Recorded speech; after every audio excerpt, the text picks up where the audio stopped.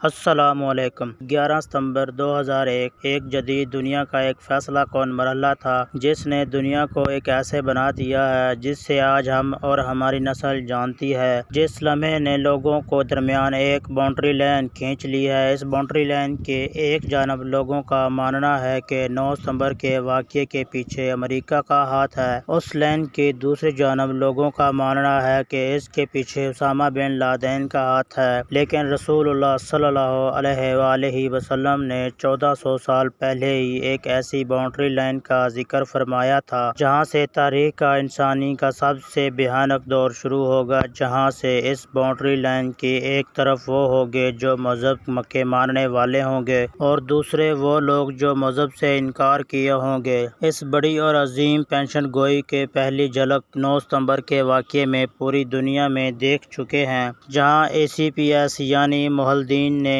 ایک ایسے مذہب کے خلاف جنگ کا اعلان کر دیا ہے جو ان کی دجالی دنیا کے قیام میں سب سے بڑی رکاوٹ ہے، اور جس جنگ کے نتیجے میں ان لوگوں کے نہایت چالاکی سے اسلام کے مخالف پروپیگنڈا شروع کیا ہے، اور انتہائی کم عرصے میں ہم یہاں سے وہاں پہنچ گئے ہیں۔ اب یہ لوگ سمجھتے ہیں کہ دنیا پر کنٹرول سے یہ ہر چیز کو کنٹرول کر لیں گے، لیکن انہوں نے اپنے ہی بنائے ایک اہم اصول کو نظر انداز کر دیا کہ اس ایوری ایکشن کے ہیزن ایکول اینڈ اور اپوزٹ ری ایکشن۔ ان لوگوں نے ایک عظیم بڈرن امپائر سے کچھ نہیں سیکھا جو ایک وقت میں دنیا کی سب سے طاقتور امپائر تھی، لیکن وقت نے ان کا فیصلہ کر لیا اور آج وہ گنتی کے لوگوں میں ایک ٹکڑا رہ چکا ہے جس کا کنٹرول مغربی طاقتوروں کے ہاتھوں میں ہے۔ رسول اللہ صلی اللہ علیہ وسلم نے شاید 9 ستمبر کو ہی فتنہ دیما کہا تھا، جس کا مطلب ہے تاریخ۔ یہ پوری دنیا کے لیے ایک تاریخ کا دور کا آغاز ہے، کیونکہ اس کا خاتمہ دجال کی آمد سے ہوگا، جس کے بعد نئے اور اس سے بھی خطرناک فتنوں کا آغاز ہوگا۔ حضرت عبداللہ بن عمر رضی اللہ تعالیٰ عنہ کہتے ہیں کہ ایک دن ہم نبی کریم صلی اللہ علیہ وآلہ وسلم کی مجلس مبارک میں بیٹھے ہوئے تھے کہ آپ صلی اللہ علیہ وسلم نے آخر زمانے میں ظاہر ہونے والے فتنوں کا ذکر شروع کر دیا اور بہت سارے فتنوں کو بیان کیا، یہاں تک کہ فتنہ اخلاص کا ذکر فرمایا۔ ایک شخص نے پوچھا کہ اخلاص کا فتنہ کیا ہے، یعنی اس فتنے کی نوعیت کیا ہوگی اور وہ کس صورتحال میں ظاہر ہوگا؟ آپ صلی اللہ علیہ وآلہ وسلم نے فرمایا، وہ بھاگنا اور مال کا ناحق لینا، یعنی اس فتنے کی صورت یہی ہوگی کہ لوگ آپس میں سخت بغض و عداوت رکھیں گے اور ایک باہمی نفرت سے دشمنی کی وجہ سے ایک دوسرے سے بھاگیں گے، کوئی کسی کی صورت دیکھنے اور کسی کے ساتھ لباس ادا کرنے کی روادار نہیں ہوگا، ایک دوسرے کے مال کو زبردستی چھین لینے اور ایک دوسرے کو ہڑپ کر لینے کا بازار گرم ہوگا۔ اس فتنے کے بعد لوگ ایسے شخص کی بیعت پر اعتبار کریں گے جو پسلی کے اوپر پھوڑے کے مانند ہوگا۔ پھر دیما کا فتنہ ظاہر ہوگا اور وہ لوگ فتنے کی اس امت میں سے کسی ایسے شخص کو نہیں چھوڑے گا جس پر اس کا تماچا تماچے کے طور پر نہ لگے، یعنی اور وہ فتنہ اتنا وسیع اور ہمہ گیر ہوگا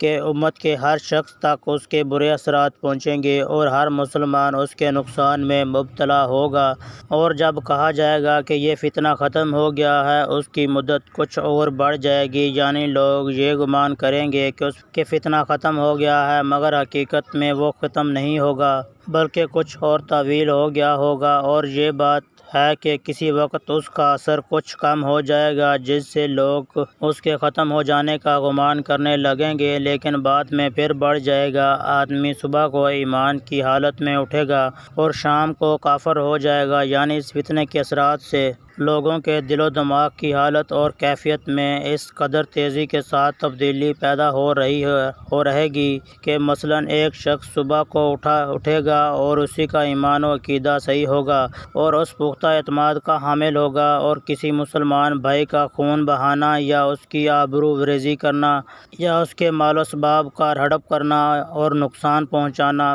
متعلقہ حلال نہیں رہے گا، مگر شام ہوتے ہوتے اس کے ایمان و عقیدہ میں تبدیلی آ جائے گی اور وہ اپنے قول و فعل سے یہ بات ثابت کرنے لگے گا کہ گویا اس کے نزدیک کسی مسلمان بھائی کا خون بہانا، اس کی آبرو ریزی کرنا اور اس کے مال و جائیداد کو ہڑپ کرنا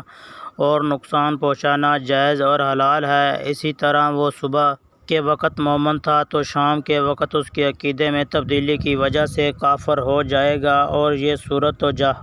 یہ صورت حلال جاری رہے گی یہاں تک کہ لوگوں کے خیموں میں تقسیم ہو جائے گا۔ ایک خیمہ ایمان کا ہوگا، اس میں نفاق نہیں ہوگا، اور ایک خیمہ نفاق ہوگا اور اس میں ایمان نہیں ہوگا۔ جب یہ بات ظہور میں آ جائے گی، اس سے اگلے دن دجال کے ظاہر ہونے کا منتظر رہنا۔ حضرت ابو ہریرہ رضی اللہ تعالیٰ عنہ نے بیان کیا، رسول اللہ صلی اللہ علیہ وآلہ وسلم نے فرمایا، ان قریب ایسے فتنے برپا ہوں گے جس میں بیٹھنے والا کھڑے ہونے والے سے بہتر ہوگا، کھڑا ہونے والا اس میں چلنے والے سے بہتر ہوگا، اور چلنے والا اس میں دوڑنے والے سے بہتر ہوگا۔ جو دور سے ان کی طرف جھانک کر بھی دیکھے گا تو وہ ان کو بھی سمیٹ لیں گے۔ جس کسی کو بھی پناہ کی جگہ مل جائے گی یا بچاؤ کا مقام مل سکے تو وہ اس میں چلا جائے۔ پھر فرمایا کہ جس کے پاس اونٹ ہو وہ اپنے اونٹ سے جا ملے، جس کے پاس بکری ہو وہ اپنی بکری سے جا ملے، اور جس کے پاس زمین ہو تو وہ اپنی زمین پر ہی بیٹھ جائے۔ عرض کیا کہ جس کے پاس اس میں سے کچھ بھی نہ ہو تو اسے چاہیے کہ وہ اپنی تلوار لے کر اس کی دھار ایک پتھر سے سمت کر دے۔ امید ہے آپ کو ویڈیو اچھی لگی ہوگی، اگر اچھی لگی تو لائک اور سبسکرائب کریے۔ شکریہ۔